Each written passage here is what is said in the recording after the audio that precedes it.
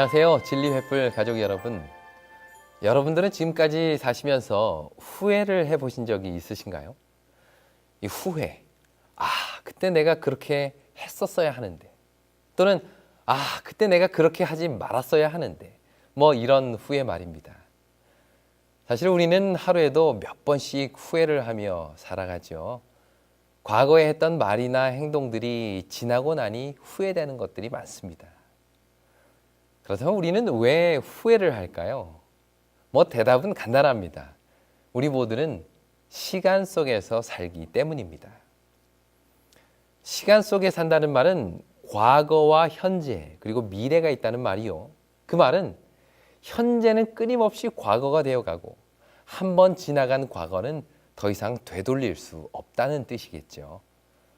사실 시간이라는 개념이 없으면 후회도 할 필요가 없습니다.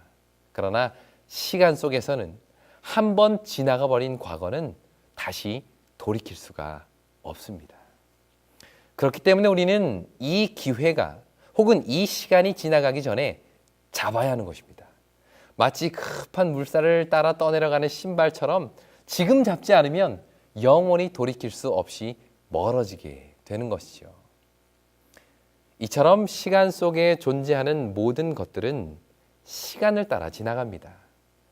뭐든지 왔다가 가지요. 우리가 드리는 예배도 매주마다 돌아오는 것 같지만 오늘 드리는 이 예배는 여러분 평생에 다시는 돌아오지 않습니다. 오늘로 그냥 지나가고 마는 것이죠. 내가 지금 신령과 진정으로 예배하지 않으면 오늘 이 예배는 내 삶 속에 헛되이 드린 예배로 기록되어 다시는 돌이킬 수 없는 과거로 흘러가게 되는 것입니다. 예수님을 만날 수 있는 기회도 마찬가지겠죠. 마음만 먹으면 얼마든지 또 언제든지 예수님을 만날 수 있는 것은 아닙니다. 오늘 이 말씀을 통해 내 곁에 찾아오신 예수님을 지금 붙잡지 않으면 지나가는 것입니다. 한 번 지나쳐 보내고 두 번 지나쳐 보내면서 우리의 마음은 성령의 음성에 점점 무뎌지게 되고 결국에는 우리의 삶에 다가오시고 또 말씀하시는 예수님을 인지할 수 없을 만큼 우리의 마음이 단단하게 굳어질 것입니다. 그러므로 오늘 우리가 기억해야 할 사실은 바로 지금 내 앞에 지나가시는 예수님을 결코 놓치지 말아야 한다는 것입니다. 지나간 다음에 아무리 후회해도 소용은 없습니다. 과거는 결코 돌이킬 수 없기 때문이죠. 오늘 내 옆을 지나가시는 예수님을 놓치면 다시는 그 예수님을 만날 수도 또는 경험할 수도 없을지도 모를 것입니다. 성경을 읽다 보면 예수님께서 지나가시는 이야기가 여러 곳에 나오는데요. 지나가시면서 제자들을 부르시고 또 지나가시면서 병든 자를 고치시고 지나가시면서 비유를 말씀하시고 또 때로는 지나가시면서 사람들에게 구원을 선포하십니다. 이처럼 성경에는 지나가는 예수님의 모습을 자주 묘사하고 있는데요. 중요한 것은 예수님께서 지나가실 때 예수님을 붙잡는 사람이 있고 그냥 지나쳐버렸던 사람들이 있다는 것입니다. 3년 반이라는 그 짧은 시간에 이스라엘이라는 나라에서 예수님께서 내 옆을 지나가실 확률은 얼마나 될까요? 모르긴 해도 그리 높진 않을 것입니다. 어떤 이들에게는 오늘 내 옆을 지나가시는 이 예수님이 처음이자 마지막이 될 수도 있었을 것입니다. 그 대표적인 예가 예수님을 찾아온 부자 법관입니다. 그는 예수님을 따를 수 있는 기회가 있었습니다. 그러나 세상의 욕심으로 인해서 근심하고 돌아가 그에게 주어진 기회, 처음이자 마지막으로 예수님의 제자가 될 수 있는 기회를 놓쳐버린 것이죠. 그렇습니다. 오늘 우리의 삶 가운데서 정말 중요한 문제는 바로 내 옆을 지나가시는 예수님, 내 평생에 단 한 번뿐일 수도 있는 그 기회를 잡느냐 아니면 그냥 지나쳐 버리느냐 하는 그러한 문제입니다. 오늘 이 시간에는 지나가시는 예수님을 붙잡아 구원을 경험한 두 사람의 이야기를 함께 살펴볼 것입니다. 예수님 곁을 지나가셨던 수많은 사람들 중에 예수님을 붙잡은 사람, 그 기회를 놓치지 않은 사람들에게는 어떠한 복이 임했는지 지금부터 함께 살펴보도록 하겠습니다. 먼저 누가복음 18장 35절로 붙어 있는 말씀을 보시겠습니다. 여리고에 가까이 오실 때에 한 소경이 길가에 앉아 구걸하다가 무리의 진함을 듣고 이 무슨 일이냐라고 물은데 저희가 나사렛 예수께서 지나신다 하니 소경이 외쳐 가로되 다윗의 자손 예수여 나를 불쌍히 여기소서 하거늘 앞서가는 자들이 저를 꾸짖어 잠잠하라 하되 저가 더욱 심히 소리질러 다윗의 자손이여 나를 불쌍히 여기소서 하는지라 예수께서 머물러 서서 명하여 데려오라 하셨더니 저가 가까이 오매 물어 가로되 내게 무엇을 하여 주기를 원하느냐 가로되 주여 보기를 원하나이다. 예수께서 저에게 이르시되 보아라 내 믿음이 너를 구원하였느니라 하시매 곧 보게 되어 하나님께 영광을 돌리며 예수를 쫓으니 백성이 다 이를 보고 하나님을 찬양하니라. 여기 한 소경이 나옵니다. 이 사람은 여리고로 들어가는 그 길 어귀에 있는 사람이었는데요. 소경이 하는 일이라고는 길가에 앉아서 지나다니는 사람들의 이야기를 듣는 것이었습니다. 오고 가는 사람들을 통해서 옆 동네 소식도 듣고 저 멀리 또 갈릴리 지방 소식도 들으면서 그 소식들을 통해서 세상을 보는 것이죠. 그런데 언제부턴가 사람들 사이에서 이 예수라는 사람의 이야기가 자주 들리기 시작합니다. 그가 바다를 향해 잠잠하라 라고 말씀하셨더니 그 사나운 폭풍이 순식간에 잔잔해졌다는 이야기. 오랫동안 침상에 누워 있었던 중풍병자가 금방 일어났다는 이야기.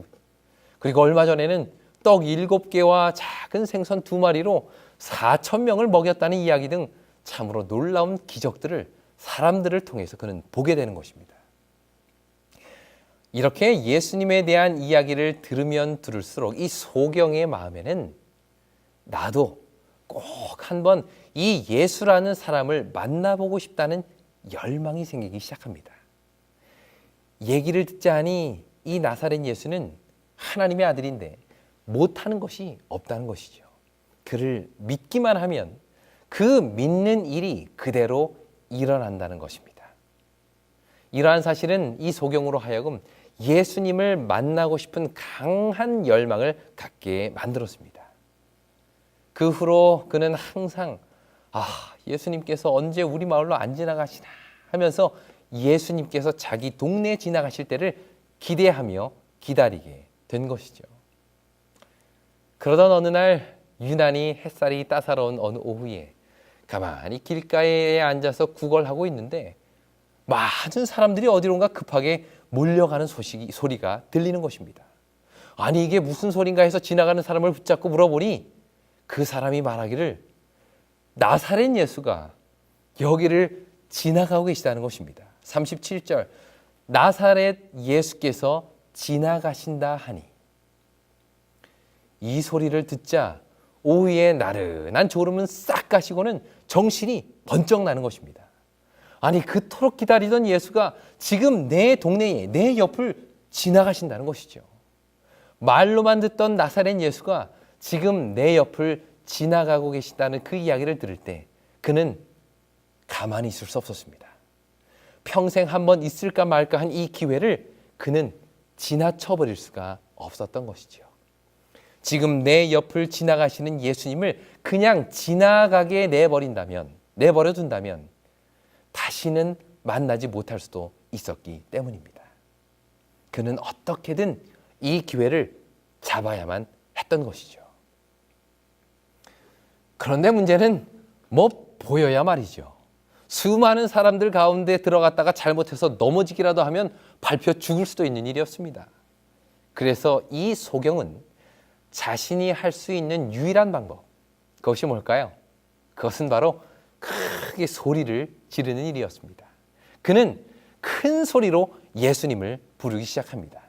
내가 이번에 예수님을 놓치면 평생 다시는 볼 수 없을 거라는 생각에 정말이지 젖먹던 힘까지 다해서 소리를 지르기 시작합니다. 다윗의 자손 예수여, 나를 불쌍히 여기소서. 이 소리가 얼마나 컸는지 앞에 있던 사람들이 그냥 깜짝 놀라서 이 소경을 꾸짖지요. 왜 이렇게 시끄럽게 소리 지르냐고, 좀 조용히 하라고 혼을 냅니다. 하지만 이 소경은 다른 사람들의 꾸짖는 소리는 들리지도 않습니다. 평생에 한 번뿐인 이 기회, 내 감은 눈을 뜰 수 있는 유일한 기회를 이 사람들 때문에 놓쳐버릴 수는 없는 것이었죠. 어떻게든 지금 내 옆을 지나가시는 예수님을 멈춰 세워야 했던 이 소경은 더 큰 소리로 예수를 부릅니다. 다윗의 자손 예수여, 나를 불쌍히 여기소서. 이런 간절한 부르짖음이 결국 예수님의 귀에까지 전달이 되었고요. 드디어 그분은 자신의 발걸음을 멈췄습니다. 그리고는 이 소경을 데리고 오라고 말씀을 하시죠. 소경은 사람들이 자기 주위로 갑자기 몰려드는 것을 듣고 매우 놀랍니다. 그리고는 두렵고 떨리는 마음으로 머리를 땅에 대고 엎드렸는데 얼마 있자 한 사람의 목소리가 들립니다. 지금까지 한 번도 들어보지 못했던 가장 아름답고 온유한 음성으로 이런 말씀을 하시는 것입니다. 내가 무엇을 하여 주기를 원하느냐. 이것은 예수님의 음성임이 틀림없었습니다. 한 번도 들어본 적이 없는 목소리지만 그는 한 번에 이분이 내가 기다리던 예수님임을 알게 된 것입니다. 이 소경은 조금의 주저함도 없이 자신의 소원을 예수님에게 이야기합니다. 주여, 보기를 원하나이다. 이 짧은 소경의 고백은 말 그대로 이 사람의 평생의 소원이었습니다. 볼 수만 있다면, 내가 눈을 뜰 수만 있다면 더 이상 아무것도 바랄 것이 없었겠죠. 그래서 그는 그의 평생에 단 한 번 자기 옆을 지나가시는 예수님께 말하기를, 주님, 제가 보기를 원합니다. 저는 바로 이 소원을 이루기 위해서 지금 제 옆을 지나가시는 당신을 붙잡았습니다. 저의 기도에 응답하소서라고 말한 것입니다. 그는 예수님 앞에서 체면을 차릴 필요도 없었습니다. 자신의 바람을 이야기하기 위해서 이것저것 장황하게 설명하지도 않았습니다. 또는 예수님으로부터 동정을 얻으려는 그 어떤 노력도 그는 하지 않았습니다. 그는 내 앞에 서 계신 예수께 자신의 마음을 담아 간절한 소원을 이야기한 것이죠. 그러자 예수님께서 말씀하십니다. 보아라, 내 믿음이 너를 구원하였느니라. 이 말씀이 소경의 귀에 들리는 순간 그의 감긴 눈은 열리게 되었습니다. 오랫동안, 아니 어쩌면 평생 단 한 번도 보지 못했던 세상이 그의 눈에 들어오게 된 것이죠. 사실 이 당시 이스라엘에는 수많은 소경들이 있었습니다. 모르긴 해도 이 동네만 해도 이 사람뿐만 아니라 다른 여러 병자들도 있었겠죠. 하지만 이날 병 고침을 받은 사람은 이 소경 한 사람뿐이었습니다. 그 이유가 뭘까요? 그것은 바로 지나가는 예수님을 붙잡은 사람은 이 소경 한 사람밖에 없었기 때문입니다. 예수님께서는 정말 수많은 사람들 옆을 지나가셨습니다. 그러나 지나가는 예수님을 놓치지 않고 붙잡은 사람은 바로 이 사람이었고, 결국 이 사람만이 내 믿음이 너를 구원하였느니라 라는 구원의 음성을 듣게 된 것이죠. 그렇습니다, 여러분. 구원은 지나가는 예수님을 잡은 사람의 것입니다. 아무리 예수님께서 자주 지나다니시는 그 길목에 살았던 사람이라 할지라도 지나가는 예수님을 잡지 않는다면 그에게는 그러한 구원의 기적이 일어나지 않습니다. 구원은 바로 지나가는 예수를 잡은 자에게 주시는 하나님의 선물입니다. 진리를 찾는 우리도 마찬가지겠죠. 하나님께서는 우리의 삶에 진리를 보여주시고 또 깨닫게 하십니다. 어떤 때는 성경 말씀을 통해서 보여주실 때가 있고요. 또 어떤 때는 아는 사람을 통해서 말씀하실 때도 있습니다. 이 중에 어떤 분은 변화라는 저희의 그 잡지를 통해서 진리를 발견하실 수도 있고요. 또 어떤 분은 이 방송을 통해서 진리를 깨달으실 수도 있습니다. 그런데 중요한 것은 진리를 듣는 것이 아니라 지금 내 옆을 지나가는 이 진리를 삶으로 붙잡는 것입니다. 그냥 듣고 지나쳐버리는 것이 아니라 진리를 붙잡고 이것이 그러한가 하여 날마다 씨름하며 고민하는 자에게 하나님은 더 큰 진리를 허락하십니다. 그러므로 여러분, 지금 내 귀에 하나님이 말씀하시는 그 말씀이 지나갈 때 그걸 그냥 지나치지 마시기 바랍니다. 어쩌면 이 소식을 들을 수 있는 기회가 오늘이 마지막일 수도 있기 때문입니다. 시간은 흐릅니다. 그에 따라 기회도 흘러갑니다. 예수님을 만날 기회, 진리를 깨달을 수 있는 시간도 역시 지나가죠. 그러므로 우리는 이러한 기회가 내 옆을 지나갈 때 절대로 놓치지 말아야 할 것입니다. 예수님께서 내 삶에 들어오셔서 그 문제를 해결하실 수 있도록 지금 예수님을 붙드시길 바랍니다. 내 옆에 계신 예수님을 그냥 지나가도록 내버려 두지 마시고 이 문제를 해결하지 않으시면 내가 결코 놓지 않겠습니다 라는 마음으로 필사적으로 예수님께 매달리기를 바랍니다. 진리가 우리의 귀를 즐겁게 하는 것으로 끝나는 것이 아니라 삶을 변화시킬 수 있도록 여러분들 굳게 진리를 붙드십시오. 구원과 진리는 바로 이러한 자들에게 밝히 열릴 것입니다. 그 기쁨과 행복이 오늘 이 자리에 함께 계신 여러분들의 삶에 있게 되기를 간절히 바랍니다. 그런데 지나가는 예수님의 이야기가 여기서 끝나지 않습니다. 이렇게 여리고로 들어오시는 길에 한 소경을 고치신 예수님께서는 이제 여리고라는 마을 안으로 들어오십니다. 그리고 그 이야기는 계속해서 이어집니다. 누가복음 19장 1절부터 있는 말씀 보시겠습니다. 예수께서 여리고로 들어 지나가시더라. 삭개오라 이름하는 자가 있으니 세리장이요 또한 부자라. 저가 예수께서 어떠한 사람인가 하여 보고자 하되 키가 작고 사람이 많아 할 수 없어 앞으로 달려가 보기 위하여 뽕나무에 올라가니 이는 예수께서 그리로 지나가시게 되밀어라. 예수께서 그곳에 이르사 우러러 보시고 이르시되 삭개오야 속히 내려오라.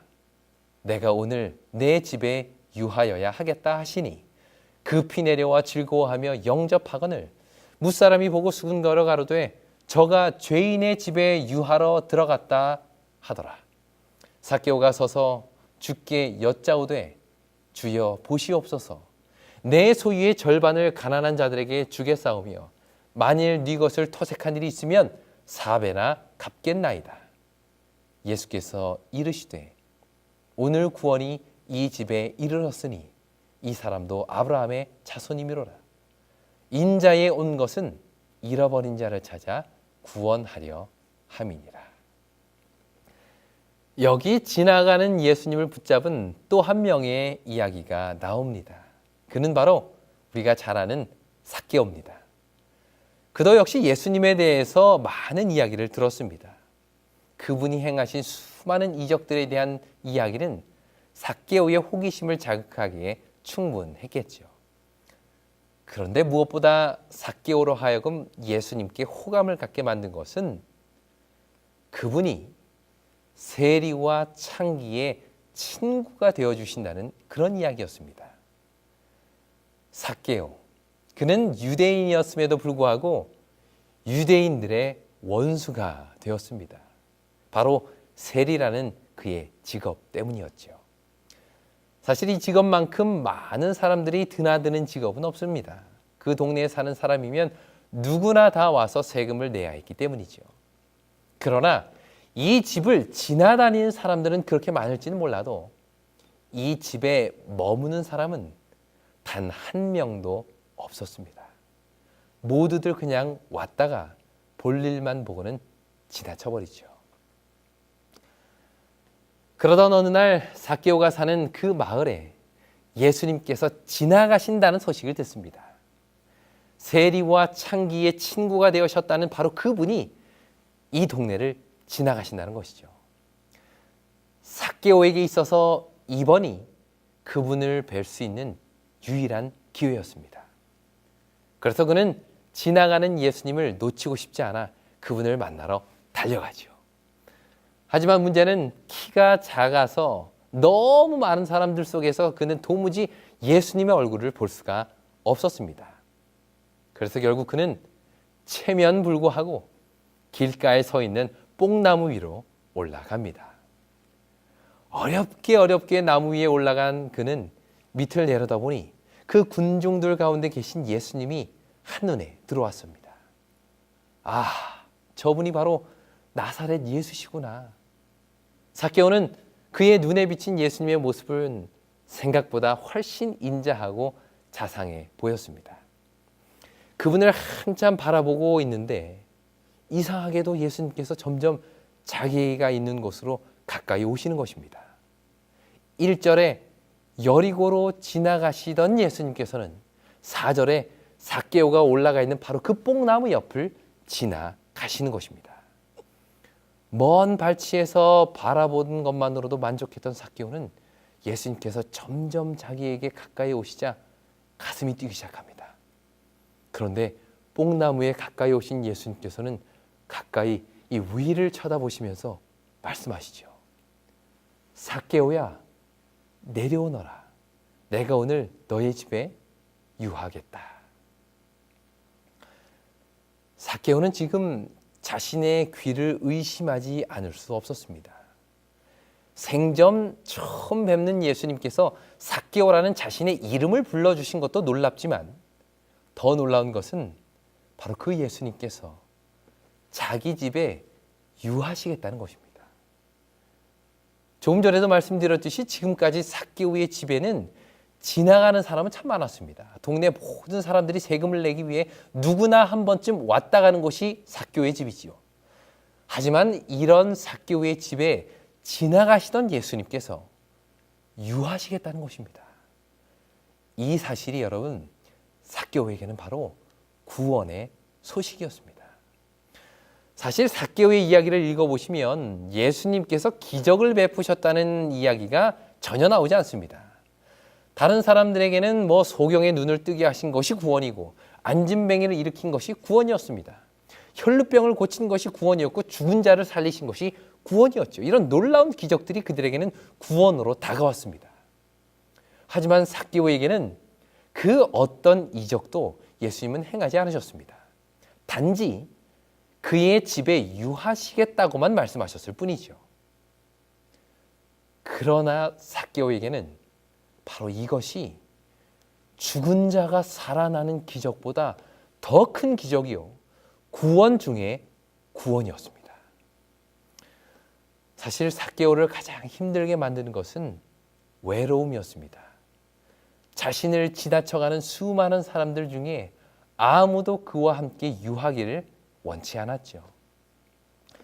이처럼 외로움 가운데 죽어가는 삭개오에게 예수님은 구원을 선포하셨는데 그것이 바로 내가 내 집에 유하겠다는 말씀입니다.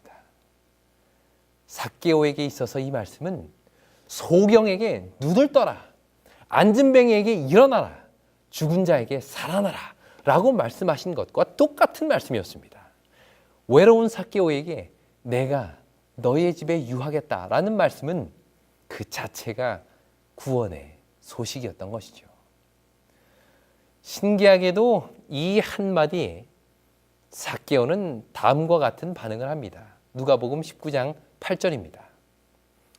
삭개오가 서서 주께 여짜오되 주여 보시옵소서 내 소유의 절반을 가난한 자들에게 주겠사오며 만일 네 것을 토색한 일이 있으면 4배나 갚겠나이다. 예수님은 그의 삶에 대해서 한마디 말씀도 안 하셨습니다. 너 왜 이렇게 살았냐? 너 이제는 좀 회개하고 돌아서라. 남의 것을 좀 다시 돌려둬라. 앞으로 너 정말 똑바로 살아라. 뭐 이런 말씀 한마디도 하지 않으셨습니다. 그러나 예수님을 통해서 구원을 경험한 삭개오는 그동안 그의 삶 속에 가득했던 이 죄된 모습들을 온전히 예수님 앞에 쏟아내고는 그 죄로부터 돌아서기를 결심한 것입니다. 이것이 바로 구원의 능력이요, 복음을 경험한 자의 모습인 것이죠. 사실 예수님으로부터 구원을 경험한 사람들 중에 자신의 변화된 삶을 고백한 사람은 삭개오밖에 없습니다. 대부분 병고침을 받거나 기적을 경험하고는 감사하며 돌아갈 뿐 자신이 어떤 삶을 살겠다고 고백하는 것은 나오지 않습니다. 그러나 삭개오는 이날 예수님 앞에 자신의 결심을 고백합니다. 내 소유의 절반을 가난한 자들에게 주겠사오며 만일 네 것을 토색한 일이 있으면 4배나 갚겠나이다. 여러분, 이 고백은요, 그의 가치관이 180도 바뀐 것을 의미합니다. 지금까지 삭개오에게는 돈이 전부였습니다. 돈이라면 자기 민족들까지도 팔아버릴 수 있는 그런 사람이었죠. 아무리 사람들에게 무시당하고 미움을 받는다 할지라도 이 돈만 있으면 그것 정도는 참아낼 수 있다고 생각한 사람이 바로 삭개오였습니다. 그런데 그랬던 그가 그 돈을 나눠주겠다는 것입니다. 자기 소유의 절반을 팔아서 가난한 자들에게 주고 또 토색한 것이 있으면 4배로 갚겠다는 것이죠. 이것은 그의 가치관이 바뀌었음을 말해줍니다. 지금까지 내게 소중했던 것들이 이제는 더 이상 값 없게 된 것이죠. 지나가는 예수님을 붙잡은 삭개오는 이제부터 자신이 소중하게 생각해야 할 것이 무엇인지를 분명히 깨닫게 된 것입니다. 이런 아름다운 결심을 한 삭개오는 삭개오에게 예수님께서는 말씀하십니다. 누가복음 19장 9절로 10절입니다. 예수께서 이르시되 오늘 구원이 이 집에 이르렀으니 이 사람도 아브라함의 자손이미로다. 인자에 온 것은 잃어버린 자를 찾아 구원하려 함이니라. 이날 삭개오는 구원을 경험했습니다. 자신과 함께 유하신 하나님, 나와 함께 하시겠다고 약속하신 그 예수님을 통해 그는 구원을 경험한 것이죠. 여러분, 마태복음 1장에 보시면 천사가 요셉에게 나타나서 이 메시아의 탄생을 이야기하면서 그 아이의 이름을 2가지로 알려줍니다. 하나는 예수라는 이름이요, 또 다른 하나는 임마누엘이라는 이름이죠. 먼저 이 예수라는 이름의 뜻은 구원입니다. 자기 백성을 저의 죄에서 구원하실 분, 이것이 바로 예수라는 이름의 뜻이고요. 임마누엘은 어떤 뜻이죠? 하나님이 우리와 함께 하신다라는 그런 의미입니다. 하나님께서 우리와 함께 계셔서 우리를 구원해 주신다는 것이 이 임마누엘, 예수의 의미입니다. 그런데 이날 삭개오는 메시아의 이 2 이름을 다 경험하게 됩니다. 내가 오늘 너의 집에 유하겠다라는 말씀을 통해서 임마누엘 하나님을 경험하게 되고요. 오늘 구원이 이 집에 이르렀다라는 말씀을 통해서 예수를 경험하게 된 것입니다. 여리고를 지나가셨던 예수님. 예수님을 어떻게든 놓치지 않기 위해서 뽕나무 위에까지 올라가기를 주저하지 않았던 삭개오. 결국 그는 예수님을 통해서 구원을 알게 된 것입니다. 그렇습니다, 여러분. 구원은 지나가는 예수님을 끝까지 붙든 자들에게 주시는 하나님의 선물입니다. 이번에 예수님을 놓치면 나에게는 더 이상 기회가 없다는 마음으로 필사적으로 예수님께 매달리는 자들이 구원을 경험하게 되는 것입니다. 마치 야곱이 야복 강가에서 천사와 씨름하면서 당신이 내게 축복하지 않으면 가게 하지 않겠나이다 라고 필사적으로 매달렸던 것처럼 우리도 역시 내 옆을 지나가시는 그 예수님을 필사적으로 붙들어야 할 것입니다. 주님, 주께서 이 문제를 해결하지 않으시면 저는 결코 기도하기를 쉬지 않겠습니다. 하나님, 오늘 깨닫게 해주신 이 진리를 확실히 알 수 있도록 도와주시지 않으면 저는 주님을 보내지 않겠습니다. 라며 간절히 그분께 매달릴 때 우리는 그 속에서 구원을 경험하고 진리를 발견하게 될 것입니다. 오늘 살펴본 이 두 사람, 그들은 지나가는 예수님을 붙잡음으로 구원을 경험했습니다. 마찬가지로 이 시간 하나님의 말씀을 통해 여러분 옆을 지나가시는 예수님을 붙드시길 바랍니다. 그냥 한 귀로 왔다가 한 귀로 흘려보내지 마시고 하나님의 말씀을 있는 힘껏 붙드시길 바랍니다. 바로 그런 자들에게 진리는 더욱 분명하게 드러날 것입니다. 이 진리를 통해 우리의 삶이 변화되기를 간절히 바라며 오늘 이 시간 말씀을 마치겠습니다.